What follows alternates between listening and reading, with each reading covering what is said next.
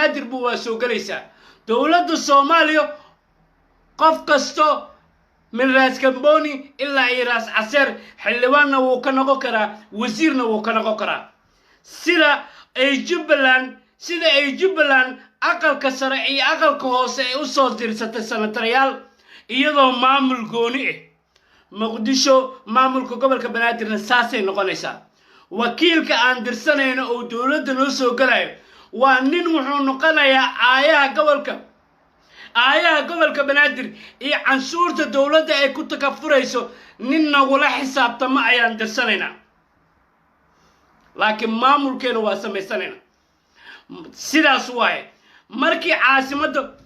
عاصمة دورش الله قالوا عاصمة الله عديو هذا مقالة مقدسية هانيسو إيه هدي هرجيسة لقدي جايو إيه هدي جرو ولا لقدي جايو تا الصومالية يقول حساب لكن سي هدي 4.5 لغو قيب سنايو قول كبنادر وحي هيد إن لغا سو بلابو قروه إن 4.5 لغو قيب سنو جبلان إن 4.5 لغو قيب سنو كونفور قلبات إن 4.5 لغو قيب سنو جبلان وحا حلبانا كأه وحا وزيرة كأه dadka ku aftirsado Jubbaland galmudug waxa xillibaana ka waxa wasiire ka dadka galmudug koonfur galbeed waxa xillibaana ka waxa wasiire ka dadka koonfur galbeed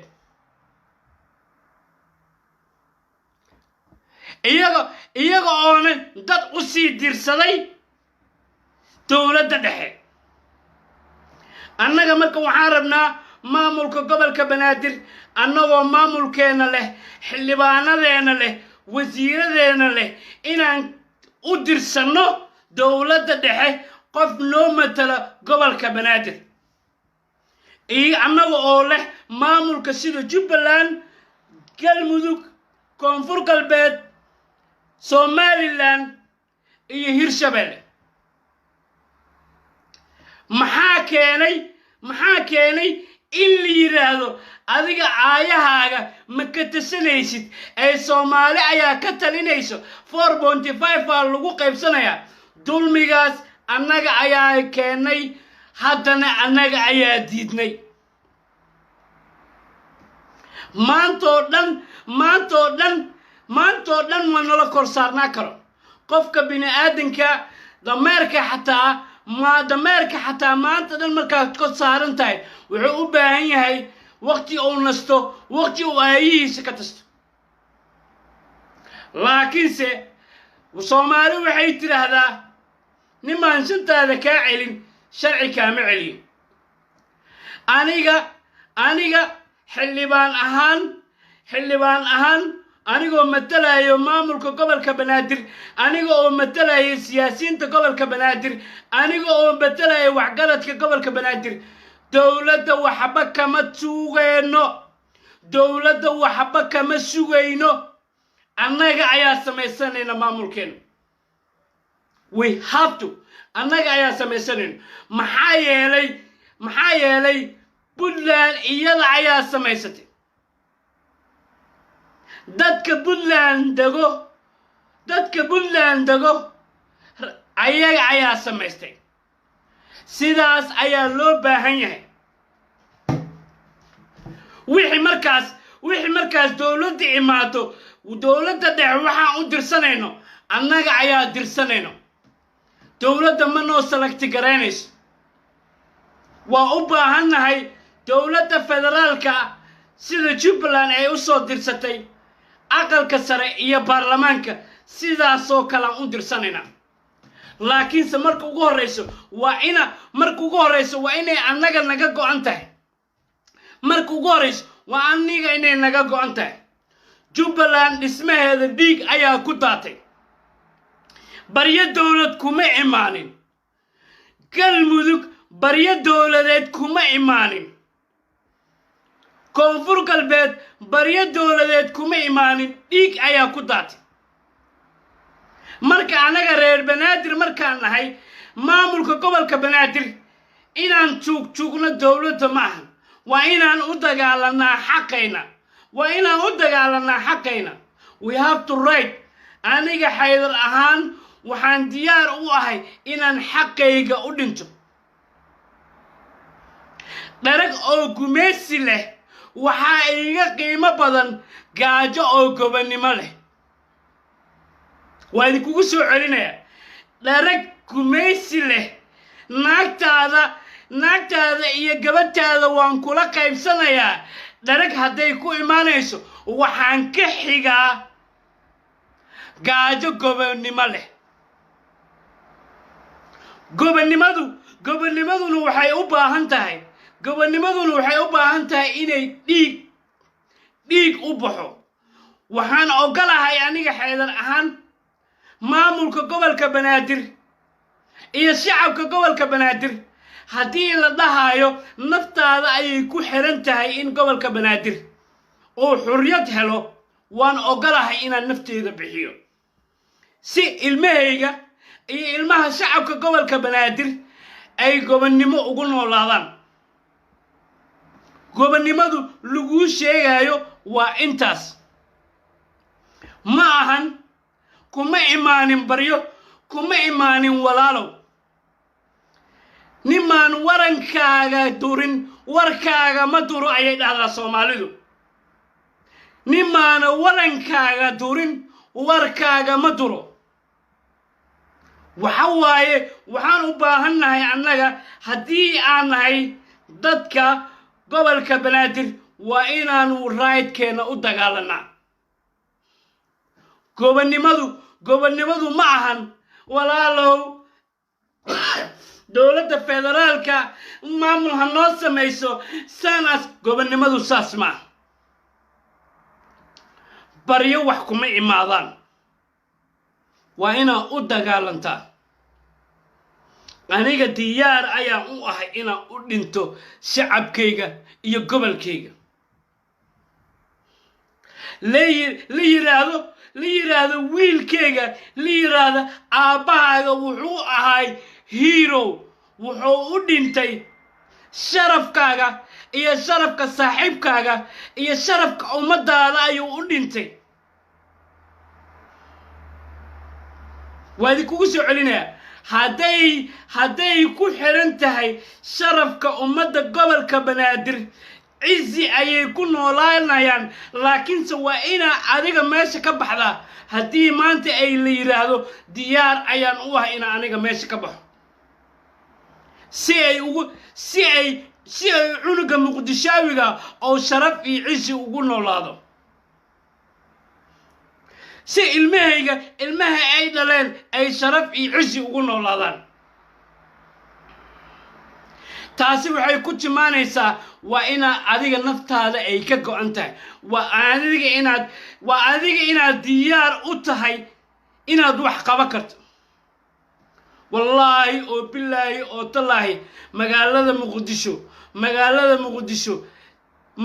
muqdisho ugu yaraan 90 days ayaa salka loo dhigi karaa wallaahi oo billaahi oo tallaahi boqolka maalmood ugu horeeyo magaalada muqdisho salka ayaa loo dhigi karaa waxaana loogu dhigi karaa 3 shay bas loogu dhigi karaa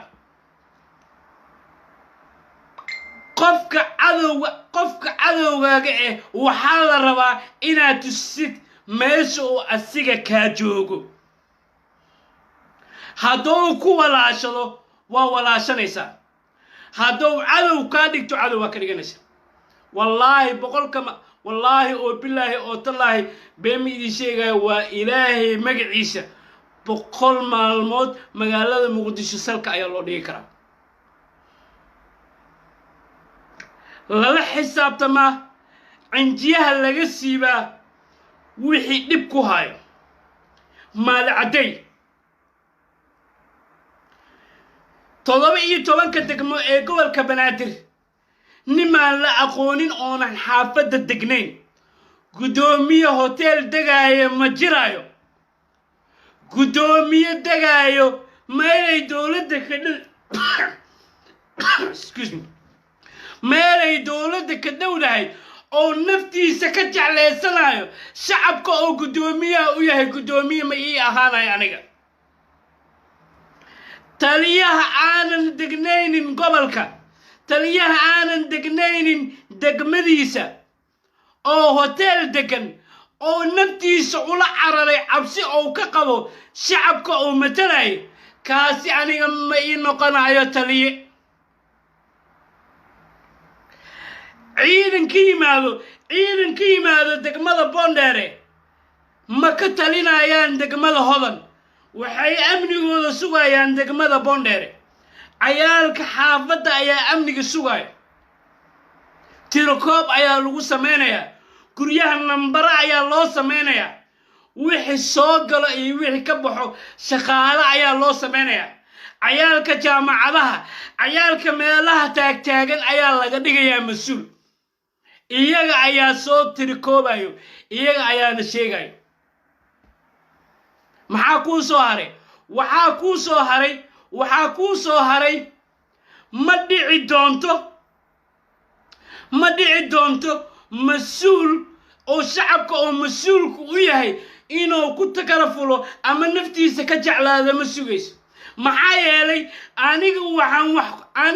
wax ku ahay shacabkayga haddii aan nafteyda shacabkayga ka jeclaysto waxaan ahay nin tuug ah waxaan ahay nin soo shaqo taga ayaa ah aniga magaalada Muqdisho markaa imaanayo waxaan rabaa haddaan townka magaalada Muqdisho aan ku dhimanayo waxaan rabaa inaan ugu dhinto ciisi iyo karaamo ay dadka iga dambeeyo ay sharaf iyo nolol ku noolaadaan ma dhici doonto wallahi oo billahi oo tallahi 100 maalmood ayaa magaalada Muqdisho salka loo dhigi karaa gudoomiye degmo oo bulletproof ku socdo oo hotel degan degmada Boondheere ayuu wuxuu degan yahay Xamarweyne iyo Villa Soomaaliya agteeda ayuu degan yahay meel ay nabad ka jirto ay dawladdu ciidamada Amazon waardiyenayaan kaas gudoomiye ma ii noqonayo aniga maxaa yeelay meeshan waxa waaye naftaada waxaa riski u soo gelisay inaad ummadaada badbaadiso haddii ummadda ay naftaada kaaga qaali badan tahay saaxiib Yurubtaada iska joog waa in saas la isla xisaabtama waa in reality-ga la sheegaa saddex wiil ila dhalata aniga ilaahay dhaafay labana waa naga dhinteen haddii ninka walaalka ila dhashay hooyaday calaasha hooyaday ka soo baxay oo aan dhiiga wadaagno haddii uu ummadan dhibaateenayo haddaan awood u leeyahay aniga ayaa gacanteyda ku soo qabanay wax uu dadka iyo dhibaatada uu geystay gacantiisa oo ku sameeyay ayuu maraya haddii uu sharaf iyo ciz iyo karaamo dhulkiisa u keenanay waa walaalkay aniga laakiinse hadduu dad ka dulmiyo walaal maniin maxaa yeelay aniga waxaan u dhimano waa shacabkayga waa inuu asigana u dhintaa eese ahayn mahano uur hooyo waa badmaayo wax walba ayaa ka soo baxo shantan farood ilaahay ma simin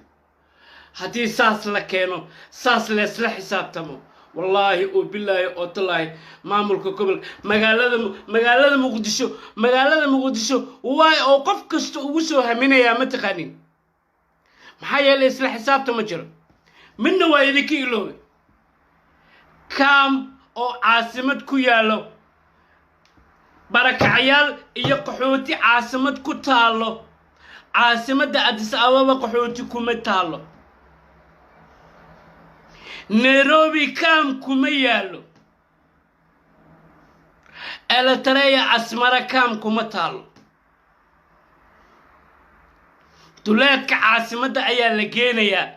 barakacayaasha wallahi ana haddaan xil ka qabto magaalada Muqdisho haddaan xil ka qabto gobolka Banaadir waxaan idin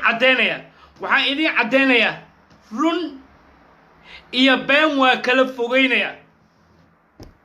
hal kaam oo caasimadda ku aali kara ma jiro hal qaxooti oo caasimadda joogi kara male caasimadan waa inaa nadaafadeeda laga shaqeeyaa qaxooti ma joogayaan qaxooti waan qaabilaynaa anaga kaam waa sameynaynaa laakiin duleedka caasimadda lagu sameynaa waddanka aan jooga ingiriiska markaa iska dhiibtid qaxooti london laguma aha london kaam kama furno laakiin gobolada Leicester oo kale laga soo ridaya oo naaska lagu geenaya Manchester laga ridaya Liverpool laga ridaya Leeds laga ridaya Cardiff laga ridaya ma ku aalaysa barakacyaal hal xeera ayaa la sameynaya xeradaas wixii soo galo iyo wixii ka baxo waa la soconaya dad badan oo gobolo shabeelooyinka ku haystaan xoolo iyo dhaqaale ayaa magaalada Muqdisho kaam ku haysto oo Turkiga iyo qaramada midoobay iyo WFP ay wax ku siinaysa goboladiisana geelihiisana waa dhalaya loodiisana waa dhalaya magaalada Muqdisho uu wasaqeynaya taasna ma la yeelay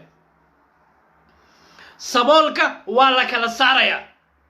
yaa wax haysto iyo wax haysan yaa shaqaysan karo iyo yaa shaqaysan karin dadka camoolayaasha indhoolayaasha jiisaska yes dadkaas waxay mudan yihiin in wax la siiyo laakiin nin weyn ama gabar weyn ama islaan weyn oo shaqaysan karto qaxooti ma la noqon karo waxaan u sameeynaya waan idin sheegayaan waxaan sameeynaya dadka waaweyn hooyooyinkeena iyo aabayaasheena meelo lagu daryeelo ayaan sameeynaya insha Allah hadii Ilaahay yiraahdo meelo lagu daryeelo waa yeelada hooyooyinkeena iyo aabayaasheena daryeel inay helaan waa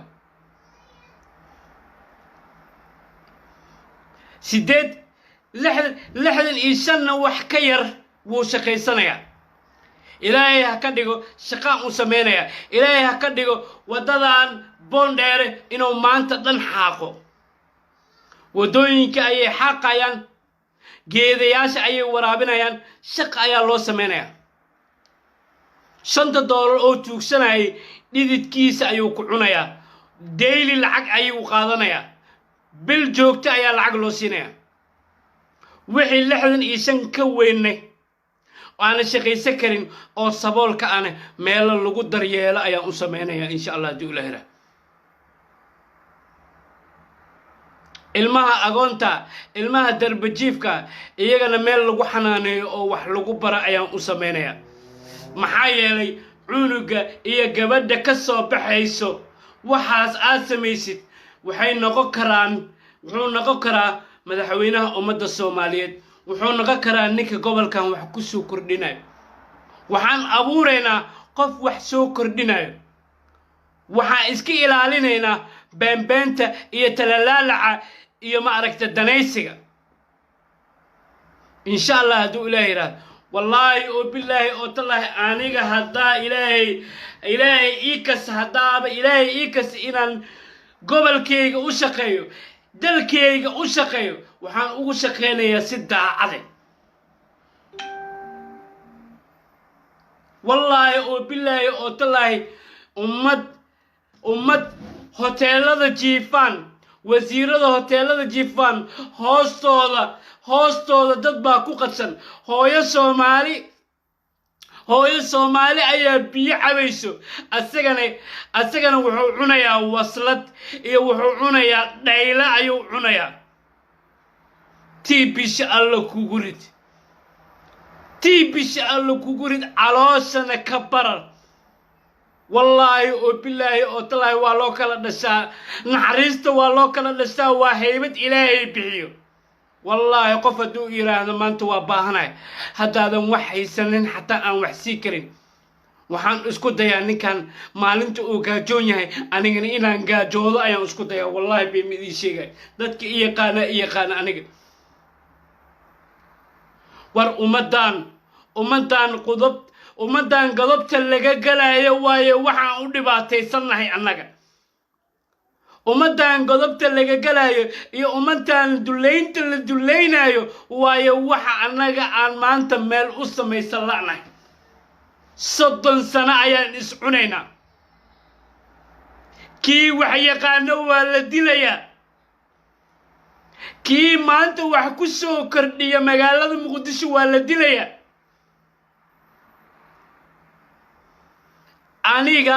aniga had waa idin sheegay aniga haday naftayda ku xiran tahay in magaalada Muqdisho marka aniga aad dhinta ay goobannimo helayaan diyaar ayaan u ah inaan u dhinto wallahi qofna ana iska mas'uul istutus iyo wax ku raasa igama ahan wallahi oo billahi oo tallaahi maalinka qiyaama ana leeso hor istaajinaya hadalkan aydin dhahayo been igama ahan maalinka qiyaama ana leeso hor istaajinaya adiga camalkayga ma ila qaybsanaysid qiyaama adiga ma ii hadlaysid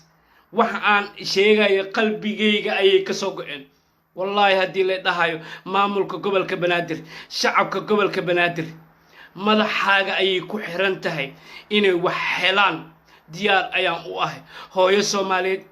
hadayba madaxayga ku dhargeyso hooyo Soomaaliyeed aabba Soomaaliyeed iyo wiil Soomaaliyeed hadiiba uu madaxayga ku dhargayo intaas ayaa raxmad ii aniga intaas ayaa wax ii laakiin waxa loo baahan yahay karti iyo adeeg iyo geesinimo ay u baahan tahay laakiin meeshan hadaa u soo shaqo tagtid maxaan cunayaa iyo maxaan faa'iidayaa fiiri dadka mas'uuliyiinta ka noqdeen magaalada Muqdisho dadka mas'uuliyiinta ka noqdeen Soomaaliya wasiirada iyo xildhibaanada fiiri wiilashooda jeelada ay ku jiraan gabdhahoodana magaalada ay ku jiraan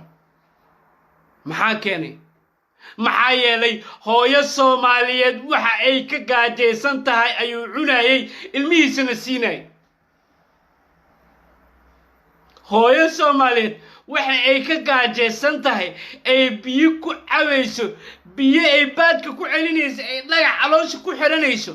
waxay ka baahan tahay ayuu dhaylo ku cunayay ilmihiisana siinay